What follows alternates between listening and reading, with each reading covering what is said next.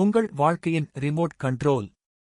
உங்கள் கோபம்தான் உங்கள் வாழ்க்கையின் ரிமோட் கண்ட்ரோல். உங்களை ஒருவர் வெறுப்பேற்றுகிறாரா என்றால் உங்கள் கோபத்தை அதிகப யுத்தி நிதானத்தை இழந்து நீங்கள் செயல்பட வேண்டுமா என்பதுதான்.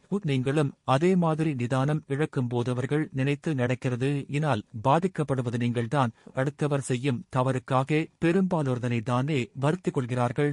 இதனால் முரண்பாடாக பேசுபவர்களிடம் ஒரு சின்ன புன்னகையை உதிர்த்து நகர்ந்து விடுங்கள். நாம் என்ன செய்தாலும் இவர்கள் அசர மாட்டேன் என்கிறார்களே என அவர்களை கள் வழியில் இருந்து விலகி விடுவார்கள். இதைதான் ஆடை கறக்கும் மாட்டை ஆடை கறக்க வேண்டும், பாடை கறக்கும் மாட்டை பாடை கறக்க வேண்டும் என்பார்கள். அவர்கள் கோலத்தில் நுழைந்தால் நாம் தடுக்கில் நுழைய வேண்டும்.